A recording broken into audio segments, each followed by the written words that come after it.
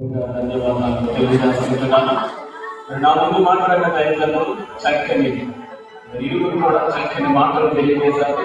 అందులో వచ్చి దేవుడికి మహిమ చేస్తున్నాను.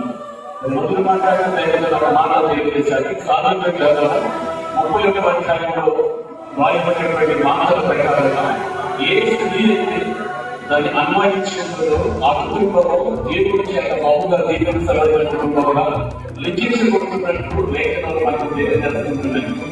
కుటుంబము బాగుపడాలని కుటుంబ వ్యవస్థ శాతం దేవుడి చేత దేవుడి కనుక అది ముందుకు కొనసాగించబడాలని స్త్రీ ప్రాముఖ్య పాత్ర వహించవలసిన దినాన్ని అడుగుతాము. నేటి దినాన్ని మనం ఆలోచించగలిగితే ఈ జరుగుతున్నటువంటి ఈ టెక్నాలజీ పెరిగిపోవడం వల్ల మనుషుల ఆలోచన కూడా చాలా పెరిగిపోతూ ఉంటున్నాయి, నానిపోతూ ఉంటున్నాయి.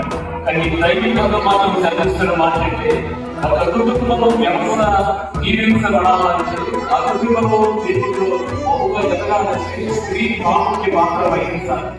సాంఘిక గ్రంథంలో 31వ అధ్యాయం 15వ మాట మనం చదవగలిగితే అక్కడ రాయబడిన స్త్రీ అనేది వేదికలు చదవగలిగేసేది.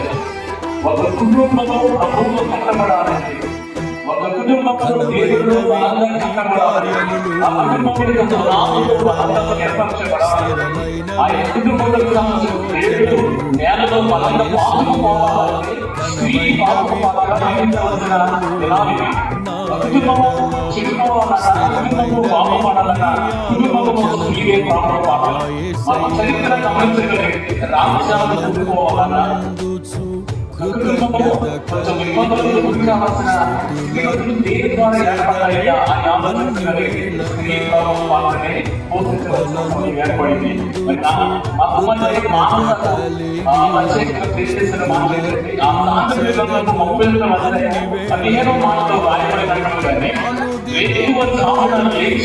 ఏ స్త్రీ అయితే ప్రభు పాదాల దగ్గర తమ జన్మించిని తొలగిస్తూ ప్రార్థన చేస్తారో ఆ అనుభవం దేవుడిలో బలంగా ఉంటుంది.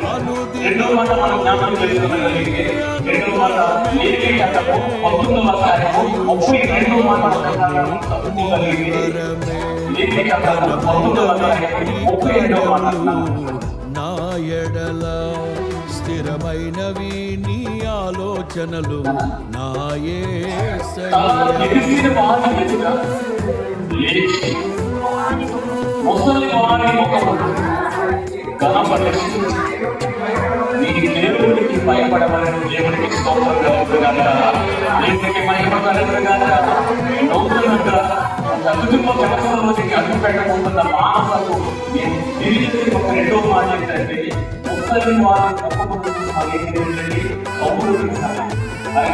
అత్యంటి వారిని కౌగులించాలి, పుట్టింటి వారిని కౌగులించడాన్ని కాపాడాలి. దేవుడు లేఖనములు తెలియజేస్తున్నాయి. ముసలి వారిని ఎప్పుడు కూడా మనం జీవించుకోవాలి. అది దేవుడి యొక్క ఆనంద, దేవుడి యొక్క చిత్తము కనుక కోడలుగా ఉన్న ప్రతి మానవులను తెలియజేసిన రెండవ సంగతి ముసలి వారిని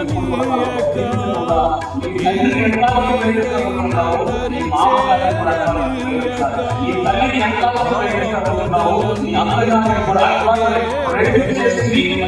ఆ కుటుంబంలో ఆ గ్రామంలో మనకి జ్ఞాపకం చేస్తున్నారు. దేవుడికి స్తోత్రం కలిగినగాక, దేవుడికి మహిమ కలిగినగాక.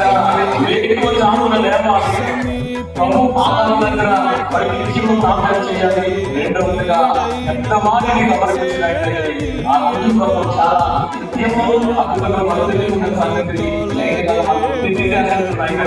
ఆ కుటుంబం జీవించాలని కుటుంబం ఆశ్రయించబడాలని దేవుడు